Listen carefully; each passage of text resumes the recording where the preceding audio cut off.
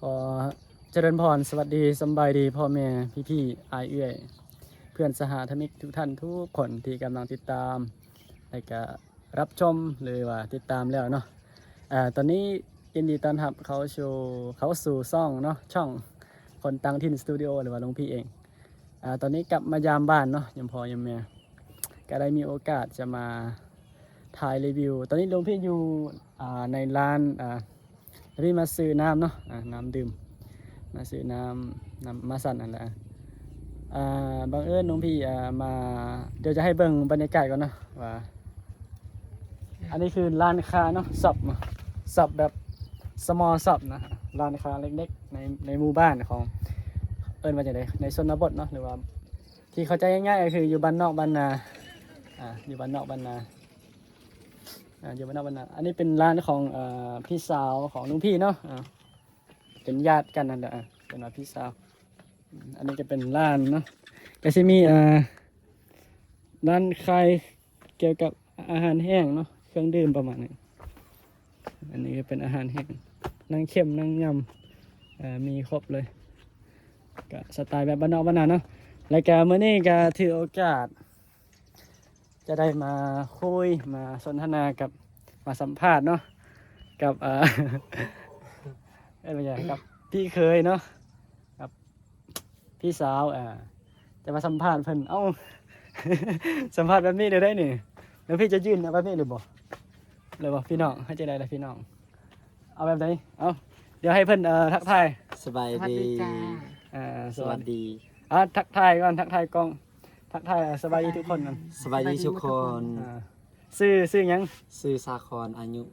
27 ปี โอเคพูดไทยดี27 ปีเนาะ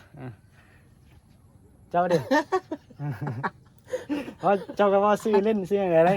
ชื่อ ซื้อเจ๊คำใบ ซื้อ เจ๊ เจ๊ คำใบอายุได้ 38 ปี 38 ปีแล้วพี่สาวได้38พี่ชายได้27เนาะกำลังจะ27คือจะเล่านิดนึงว่ายมพ่อยมแม่ก็คือพี่สาวนี่ก็เป็นญาติห่างๆหรือบ่เป็นญาติห่างๆเป็นญาติกันนี่เนาะแต่ว่าอยู่บ้านห่างๆกันนะเฮือนน้องพี่กับเฮือนอันเพิ่นนะเนาะเฮือนเพิ่นจะอยู่ติดแค่แม่น้ำคลองแต่ว่าเฮือนน้องพี่จะอยู่โพ้นอยู่เทิงพุ่นนะกองผ้าเนาะกองผ้าพุ่นน่ะเวลาไปจะมาซื้อน้ำกินในกินซื้ออาหารแห้งก็มาร้านเพิ่นเนาะทุกคนนะส่วนใหญ่จ้ะแล้วขอบคุณ เดี๋ยวหลวงพี่จะถามว่าคือได้มาฮู้จักกันได้จังได๋ประมาณนี้วะแบบฮู้จักกันดนแล้วบ่เดี๋ยวก่อนที่จะฮู้จักกันหลวงพี่จะถามว่าพี่ชายนี่เป็นคนบ้านใดอยู่เมืองใดโอเคอยู่บ้านอันห้วยกอกเมืองปักโอหลวงพระบางรู้จักกันอยู่เFacebook รู้จักกันประมาณ3-4 เดือน 3-4 เดือนเนาะแสดงว่าก็ฮู้จักพี่ชายนี่อยู่ในอยู่ในจังหวัดเดียวกันแต่ว่าอยู่คนละอำเภอเนาะหรือว่าอยู่คนละ ใช่แล้ว นั่นนะใช่แล้วเนาะใช่แล้วพี่ชายเริ่มพูดภาษาไทยนะเดี๋ยวหลวงพี่ก็พูดภาษาไทย พูดจะไม่ค่อยเก่ง พี่ชายนี่เป็นคนเมืองปากอู้เนาะเมืองปากอู้แต่ว่าจังหวัดหลวงพระบางนี่แหละแต่ว่าอำเภอปากอู้ส่วนผมอยู่อำเภอหลวงพระบางอะไรก็ตำบลแถวชนบทเนาะแล้วมาอยู่นำกันนี่ดนหรือบ่ เดือนปลาย เดือนปลาย ได้เดือนปลายแต่ว่ารู้จักกันจะ 3-4 เดือน 3-4 เดือนนะก่อนหน้านี้เนาะแล้วก็มาเฮ็ดพีเฮือนสงกรานต์ อ๋อ เฮ็ดตามของประเพณีเขา เอาง่ายๆก็คือมาอยู่นำกันแบบเป็นทางการจิสร้างครอบสร้างครัว ตอนสงกรานต์เนาะ นั่นแหละ อันนี้ก็คือจะว่าอย่างไรใส่คำว่าคู่ฮักกับว่าแม่นเนาะคู่ฮักป้ายแดงว่าแม่นซื้อรถป้ายแดงอันนี้คันแม่นคนอื่นเราที่บ่กล้าถ่ายเลยเพราะมันเป็นเอื้อยแล้วก็เป็นอ้ายเนาะจึงกล้าเว้ากล้าสนทนานำคนอื่นบ่กล้าเด้ บ่เป็นหยัง ไม่ถึงมันก็สิเกรงใจนะคันแบบคนอื่นแม่นบ่ลูกอยากจะถามว่าอนาคตนี่มีวางแผนแล้วว่าจะดำรงชีวิต จะใช้ชีวิตเฮ็ดเวียกเฮ็ดงานอยู่นี่บ่หรือว่าจะย้ายไปอยู่บ้านพุ่นอยู่ในเมืองบ่อนาคตแล้วอยู่นี่บ่ เพราะว่าอนาคตว่าคันว่าทางดีก็อยากไปอยู่บ้า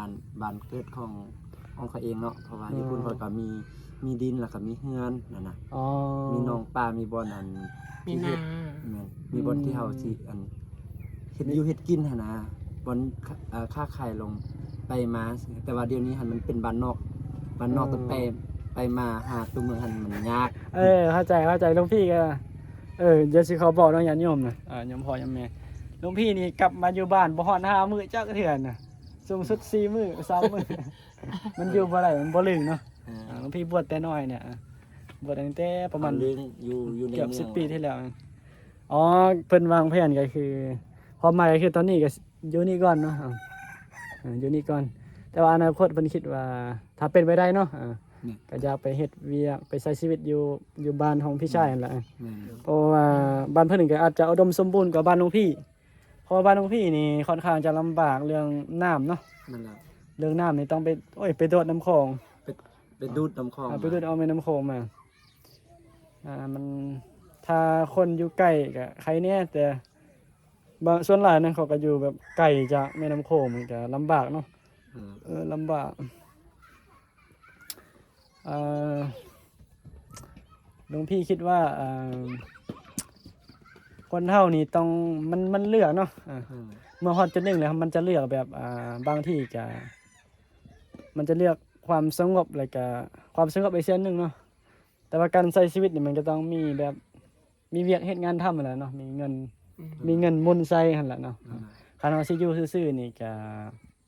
มันก็ไปบ่รอดก็ว่ากันแม่นนะถ้าบ่มีเงินก็หลายคนหลายเห็นหลายคู่นึงส่วนใหญ่อันดับหนึ่งก็เรื่องเงินนั่นแหละพอเนาะเรื่องเงินผิดกันตีกันโอ้หลายคนหลายคู่ แม่นน่ะเงินเพราะว่าทุกอย่างเขาใส่เงิน ทุกอย่าง บ่มีเงินนี่บ่ได้อีหลีสมัยนี้มัน เงินบ่แม่นทุกอย่างแต่ว่าทุกอย่างต้องใช้เงิน นั่นแหล้วถูกต้อง ถ้าเราบ่มีเงินก็เฮ็ดหยังบ่ได้เลย คันปัจจุบันเนาะนี่ยังใครแน่เนาะอันพี่ชายเนาะแต่ว่าคันไปอยู่ในเมืองนี่โอ้ยออกจากบ้านก็ขี่รถ เสียเงิน เสียเงิน แต่ว่าบ้านนอกหันมันลำบากเวลาอันคือบ้านค่อยเนาะเวลาฝนตกทันนี้น่ะมันมีขี้ต้มอันน่ะมันฮอดเข้าไปมายากแล้วเฮาจะกลับมาตัวเมืองไปซื้อของแล้วมันแพงเขาไล่ค่ารถหั่นน่ะมันแพงแล้วมันนี่เจ้าขายเครื่องแล้วมันได้กำไรน้อยอยู่บ้านนอกเขาเจ้าบ่มีปัญหาเงินแล้วเขาเจ้าประหยัดเงินหั่นน่ะบ่อยากซื้อ อยู่บ้านเจ้าบ่ นั่นแหละบ้านข้าพเจ้าเองบ้านให้กวงมุกปะอูมันเป็นบ้านนอกคอกนามันอยู่ใต้ภูมันอยู่ใกล้ตัวเมือง อยู่ใกล้ตัวเมืองแต่ว่า ค่ารถอันนั้นมันแพง เข้าใจแล้วก็คือการไปมาการคมนาคมการเข้าในเมืองเนาะอันญาติโยมพ่อโยมแม่การที่เดินทางเข้าในเมืองมันลำบากลำบากคือพี่ชายว่าลำบากเคยไปเลยบ่ ยัง บ่เคยไปเทื่อ ยัง อ๋อ ยังบ่เคยไปจากเทื่อ สิไปมื้อใดนี่คิดว่าสิไปยามมื้อใดยามพ่อยามแม่ ประมาณเดือน10นี่ เดือน10 เพราะเขาเก็บเกี่ยวเข้าแล้วล่ะก็สิเมื่อ อ๋อ แต่ความจริงก็อยากเมื่อ เมื่อไรสิกลับมา แต่ ติ ก็อยากเมื่ออยู่ จะกลับแล้ว ว่าเดี๋ยวนี้ก็อยากเมื่ออยู่แต่ว่าคิดสภาพทางแล้วไปบ่ได้แล้วไปบ่ได้ อ๋อตอนนี้ฝนตกเนาะฤดูฝนน่ะ นั่นแหละไปยากไปบ่ได้ แสดง มันทางดินแดงเขาใจนำกันเป็นทางดินแดงบ่ได้ปูหินปูแบบทางมันนี่ คือนี่บ่ บ่ สิไล่กว่านี้บ่ นั่นแหละทางคือเฮาทางไปสนาม อ๋อโถไวบ่ เฮาย่าง6ชั่วโมงเด้อบ้านค่อยย่าง6ชั่วโมงเด้อ ต้องย่างบ่พ่อ คันบ่มีรถก็ย่างไปฮอดเฮือนย่าง6ชั่วโมง ถ้าย่างเนาะ ทางย่าง6ชั่วโมง ถ้าขี่รถก็ 2ชั่วโมง รถคิวบ่รถจักรรถจักรส่วนตัวนี่ก็บ่ฮอด2ชั่วโมงไปคันรถHyundai หรือว่ารถอันคิวน่ะสิฮอด2ชั่วโม ก็ ง ซ้ำกับบ้านเฮาเนาะประมาณถ้ารถจักรเนี่ยบ่ฮอดชั่วโมงประมาณ50หรือว่าชั่วโมงกว่านี่แหละประมาณชั่วโมงหนึงตีไปเลยชั่วโมงหนึงจากตลาดภูซี่มานี่นะ คืออยู่บ้านนี้ไปหาบ้านหลักแปดประมาณนั้น อ๋อ ลูกแต่บ้านค่อยไปฮอดอันบ่อนเฮา ตักแบดเนาะ คือ ทาง บ่ โค้งลักซีนดิ อืมคืออันเฮาสิไปอันตัวเมืองฮอดเส้นทางรถปูย่างหั่นนะครับทางตัวเมืองน่ะ บันอูติแม่นบ่ ครัวให้วังบ้านลัดให้ อ๋อ นั่นแหละลูกแต่บ้านค่อยมันจะมาฮอดปากทางหั่น อ๋อเมืองปะโอนี่หม่อมเคยไปอยู่อยู่วังแหล่เขาจักบ่ ห้วยเหล่ วังแหล่เพราะ ทางเลย วังแหล่ก็คืออยู่เมืองปะโอไปทางไหนบ่เคยได้ยิน เมืองปะโอ มีแต่ห้วยเหล่ ห้วยแหล่แล้วปักแหล่ป่ะ ฮัดป้างเคยได้ยินบ่ฮัดป้าง เคยได้ยินอยู่ อืมบ้านบ้านมันค่อยมันจะอยู่กล้องอัน อ๋อ ฮัดป้างนี่ มอ มัน ม จะ อ อยู่ ม เป็น มอม อัน มอม ขึ้น เคยไปแต่ตัวเมืองปะโอซิไปแต่ตัวเมือง โ แต่ว่าแบบบ้านนอกบ่เคยไปจักเทื่อแบบชนบทจังหน่อย โอ้ นะ สมสมบัติสมสนุก ให้หัวจักน่ะสิไปสนุก ใกล้ใกล้ไปอีก ใกล้ ยัง ใกล้ เลยยังใกล้กว่า ยังใกล้กว่าอันสมสนุกอีก นี่เนาะ อันที่อยู่เขตนอกเด้ เอ อ อกูหักไปแดงนี่ใส่เสื้อแดงเลยกะหลวงพี่จะถ่ายเนาะอยากถ่ายเพราะว่าหลวงพี่บ่ค่อยกลับบ้านก็ว่าได้นะเพราะว่าบางทีก็ปีหนึงบ่ได้กลับบางทีก็กลับโดนๆกลับเทื่อนึงสาเหตุก็คือถ่าย เพราะว่าปีหน้าบ่ฮู้ว่าคนเฮาเนี่ยจะมีชีวิตอยู่บ่ แม่นแล้วแม่นแล้ว ม่อมนบ่ฮู้ว่ามันประมาทบ่ได้บ่ว่าเด็กน้อยว่าผู้เฒ่าบ่ว่าผู้ใหญ่นะ แม่นบ่สามารถที่ว่าเบิ่งอนาคตได้ มันเดาบ่ได้ก็เลยถ่ายอะไรก็ตอนนี้มีชีวิตก็ฮักแพงกันเนาะฮักแพงกันดีที่สุดนะบ่ต้องโกรธบ่ต้องสั่งกันหลวงพี่มาอยู่ไทยนี่เดี๋ยวจะเล่าให้ฟังเนาะอยู่ไทยนี่คนไทยเขาคันทึกกระส่วนหลายก็เขาจะเจอแต่คนใจดีเนาะ อ๋อ ส่วนหลายนะคนที่เขาแบบพ่อไม่ออกนะ อืม เวลามอมไปอยู่บ้านวัดเขานะเขาก็สิฮักเฮาคือแบบอุปถัมภ์เฮาฮักคือลูกเลยนะเขาเอิ้นแบบลูกเลยนะเขาบ่เอิ้นแบบพานั้นพานี้เด้ อ๋อ เอิ้นลูกเลยเด้ ดี แบบโอ้แบบมันรู้สึกอบอุ่นนะมันก็เลยแบบบ่อยากคิดฮอดบ้านว่าได้นะ อ๋อ อารมณ์ประมาณนั้นแบบ ดี คือแบบเฮามีแบบอีกแม่อีกผู้หนึงในความหมายแบบเวลาเฮาเจ็บป่วยเฮาได้เขาก็สามารถเพอคนไทยเขาเป็นคนนิสัยคล้ายๆคือคนลาวนะแบบ ช่วยเหลือ แม่นมักซื้อเรืออะไรกันมีความเมตตาอะไรกัน อ๋อ แบบคืออยู่บ้านเฮาจะเห็นหน้ากันก็เอิ้นกันกินข้าวกินน้ำจังซี่นะ อ๋อดี นิสัยแบบคล้ายๆคือคนลาวเนาะคนไทยอีสานหรือว่าคนไทยกรุงเทพก็คือกันส่วนหลายที่หลวงพี่เจอนะประมาณนี้ตอนนี้ก็เดินทางมา12นาทีแล้วถ่ายคลิป หลวงพี่อยากถามพี่สาวเนาะพี่สาวนี่มี จะว่าย่อยได้มักพี่ชายนี่เป็นหยังพอมักเพราะเป็นหยัง เจอกันทั้งที่แบบบ่เคยหน้ากันมาก่อนแม่นบ่แบบตัวจริงเนี่ยบ่เคยเจอแม่นบ่ บ่ได้เจอ อ๋อมี เจ แต่ อกันอยู่เฟซกันว่าเราจะดีเราก็จะดีแท้ มีแต่โทรแบบรู้จักทางออนไลน์เนาะเห็นหน้ากันออนไลน์เห็นหน้าครั้งแรกก็มักเลย แล้วก็มาค่อยเทื่อนึง อ๋อ ไปที่ซ่อนแล้วก็มา เอาพี่เอาน้องมาให้ไปยอพี่เฮือน อ๋อหมายถึงก่อนที่จะมาเนี่ยร่วมกันฮอดเดือนแล้วบ่ แม่นๆโอ้เดือนปลาย2เดือนพุ่น อ๋อ เดือนละถือว่าสำหรับบางคนก็อาจจะว่าไวเนาะ อืม สำหรับบางคนก็อาจจะว่าช้ามันต่างกันคู่ชีวิตนะ บางคนนี่ก็รู้จักมือเช้าเนี่ยมือแรงก็ไปแต่งงานก็ได้เด้อความมักนะไปขอเลยนะ บางคนก็ใส่เป็น3-4 ปี แม่นมันเขาเอิ้นว่าวาสนาเนี่ยคนเฮามันต่างกันบ่คือกันนะบางคนถึกเลขกันบ่บางคนบ่ถึกเลขนะบางคนเจ็บบางคนป่วยบางคนบ่บางคนสุขภาพดีมันต่างกันวาสนานะ ลักษณะมันถึงผู้ใดแล้วครับก็ต้องเลย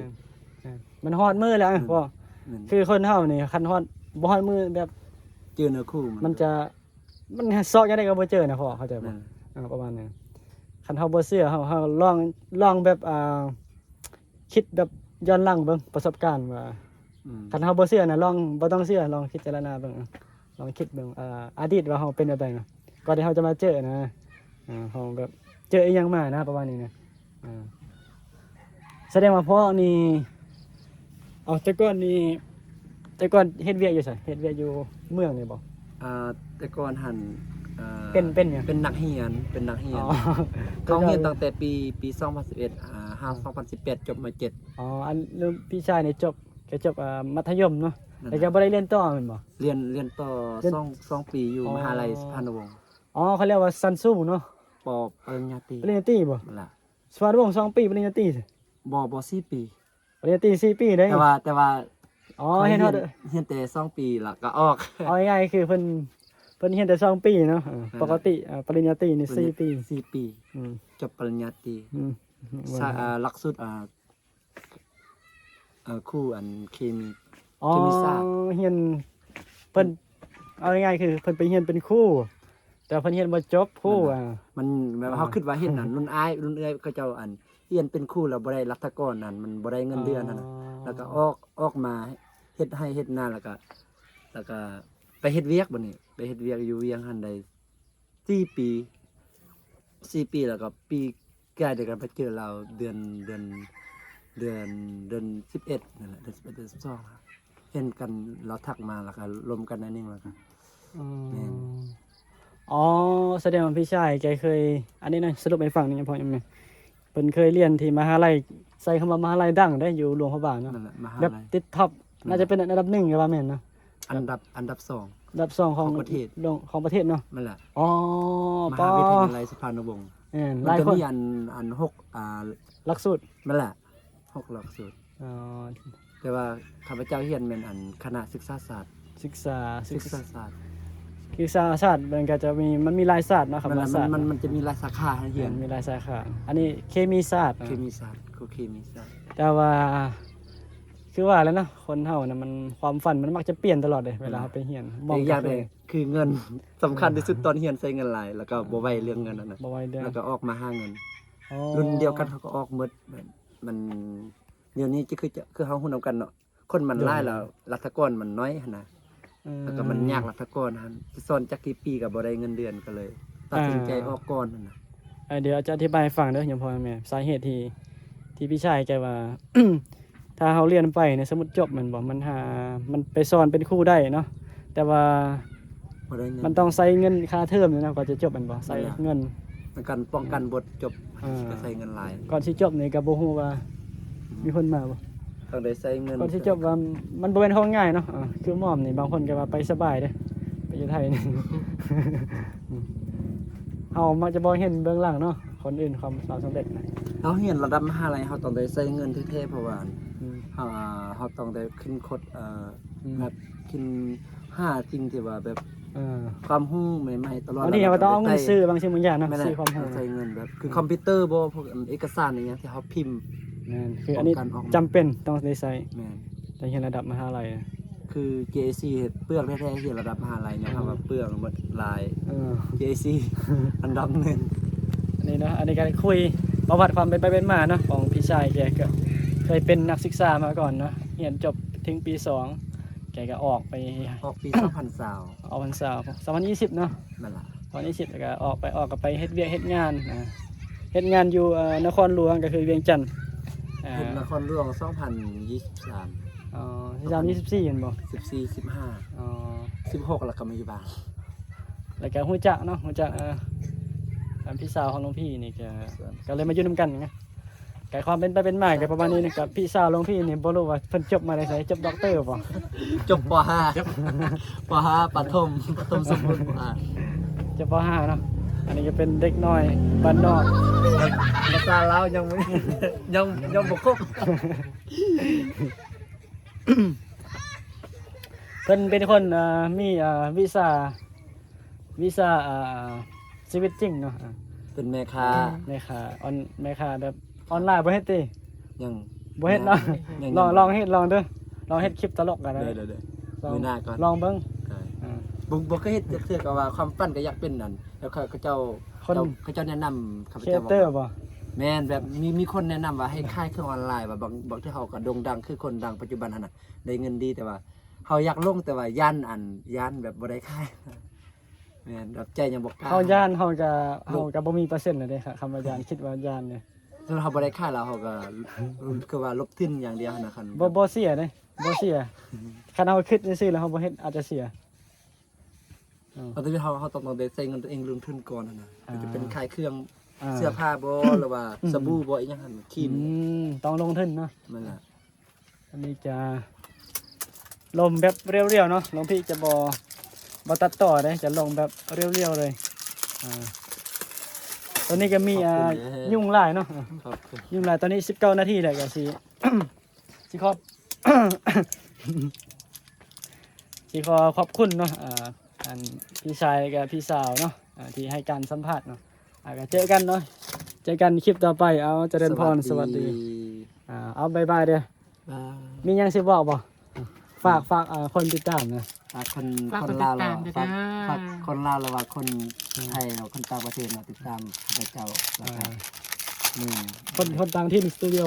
คนต่างถิ่นสตูดิโอ อันนี้เนาะเอาขอบใจ อันนี้เล็กน้อยนะที่ถ่ายเล็กน้อยไป วิวน้ำทอง เดี๋ยวหลวงพี่จะมาถ่ายต่อจากอันนี้เลยนะเพราะว่าจะพาเบิ่งวิวของหมู่บ้านหลวงพี่นะอันนี้เป็นร้านค้านะของเพิ่นเนาะร้านค้าของช่ำภาษาไทยนะของช่ำ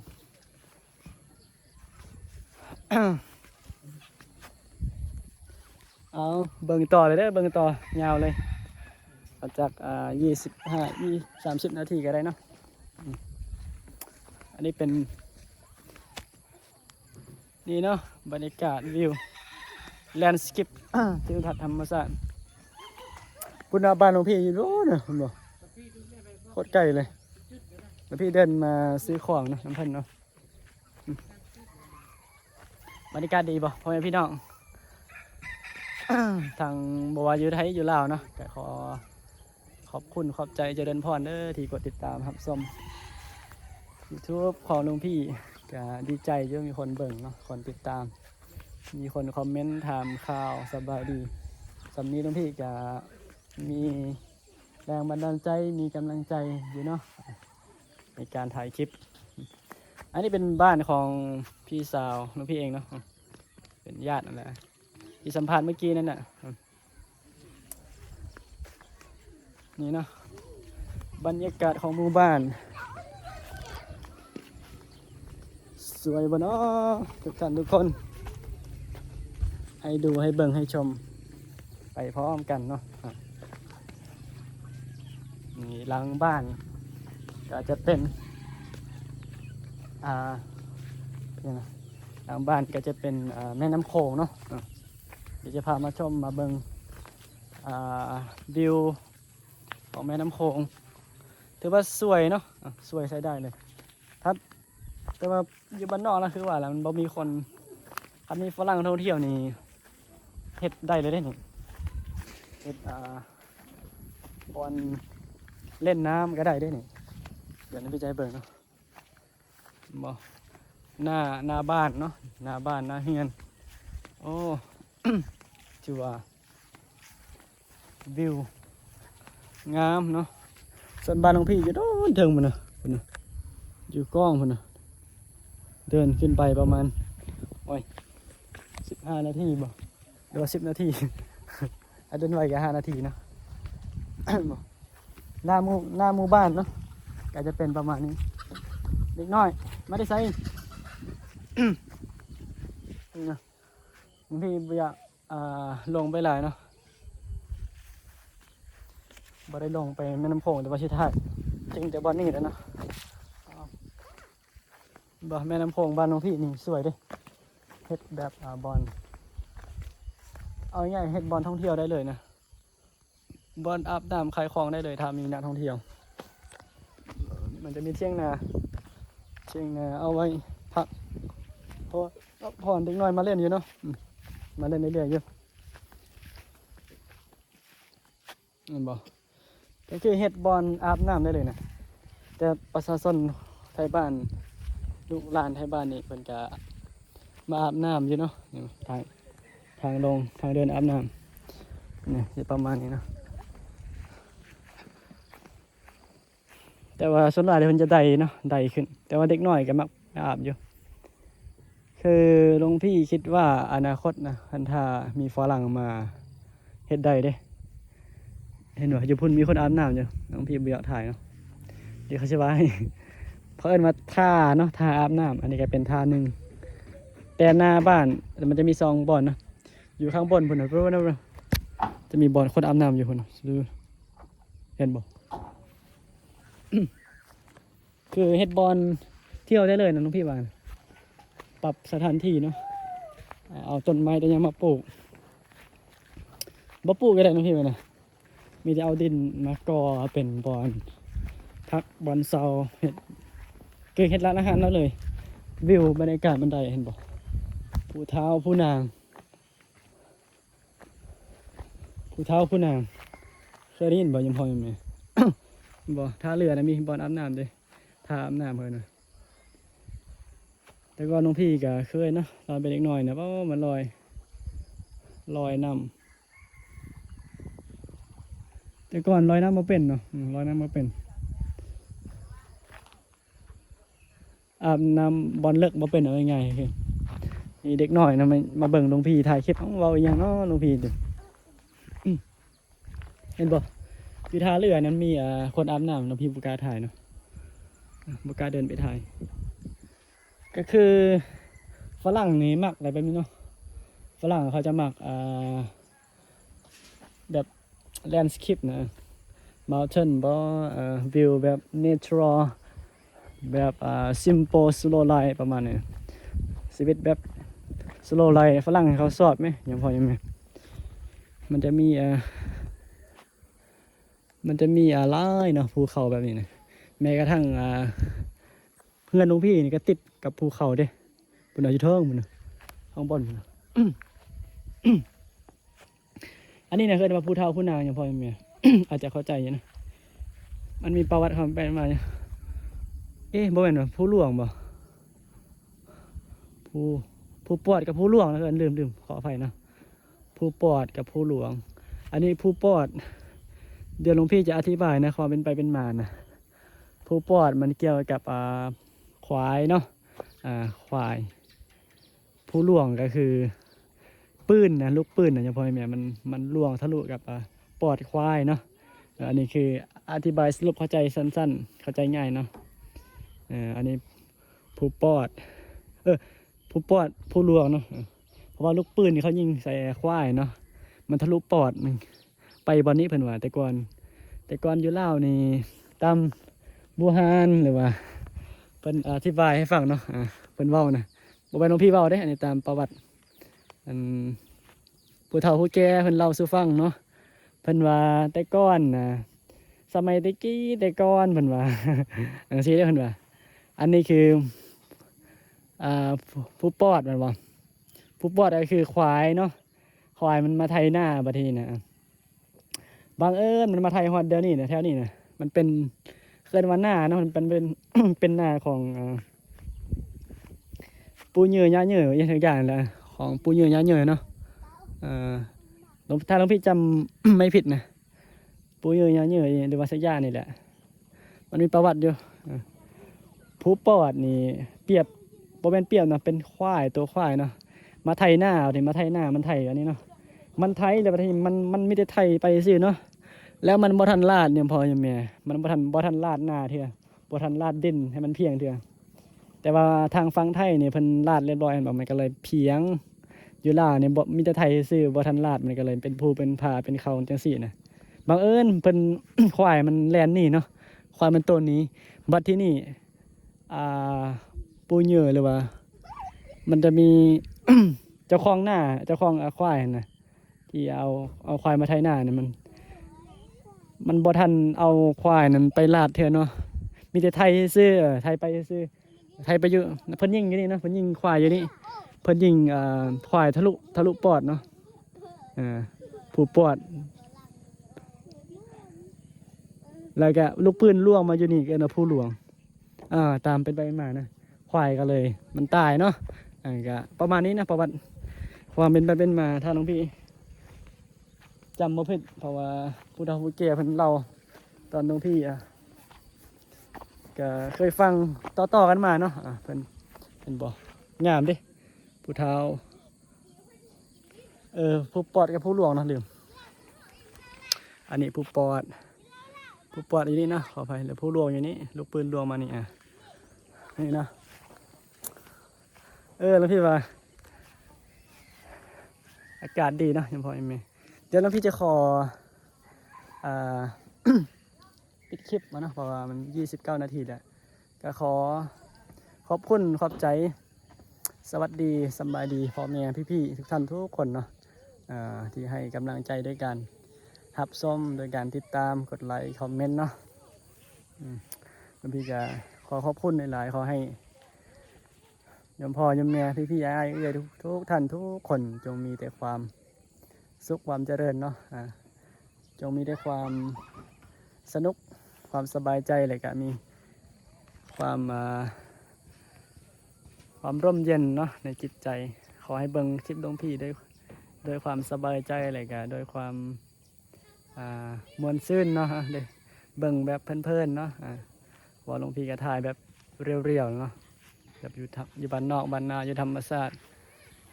หลวงพี่บ้านหลวงพี่อยู่บ้านนอกเนาะแต่ว่าคือคนบ้านนอกนั่นแหละเป็นคนบ้านนอกนั่นแหละก็สิขออำลาพระจากเนาะเจอกันคลิปต่อไปเดี๋ยวมื้อหน้าหลวงพี่กลับมาบ้านก็สิมาถ่ายอีกทีนึงเนาะว่ามันจะมีการเปลี่ยนแปลงอย่างบ่อนาคตข้างหน้าเนาะหลวงพี่จะได้บางทีกับมื้อหื้อหลวงพี่จะเดินทางเข้าไปในเมืองหรือว่าจะเดินทางไปเวียงจันทร์นครหลวงเนาะเพราะว่าจะเดินทางไปขอนแก่นก็ถ้ารับชมติดตามไปนำกันเนาะบางทีหลวงพี่จะสิไปไทยในท้ายเดือนหรือว่าต้นเดือนหน้าเนาะหลวงพี่จะไปเพราะเปิดเทอมมิถุนาแล้ววันที่ 6 มิถุนายนนี้หลวงพี่จะมีการประถมนิเทศแล้วก็สิได้กลับต้นเดือนบางทีก็วันที่ 10เนาะถ้าช้าสุดก็วันที่ 10 มิถุนายนเนาะแต่ว่าตามแผนหลวงพี่จะกลับประมาณวันที่ต้นเดือนหน้าเนาะมื้ออื่นนี่จะเข้าไปในเมืองหรือว่าตัวในอำเภอเพราะว่าคือที่โยมพ่อโยมแม่เข้าใจว่าบ้านหลวงพี่อยู่บ้านนอกเนาะอยู่นอกในอำเภอเมืองโอ้งามเนาะ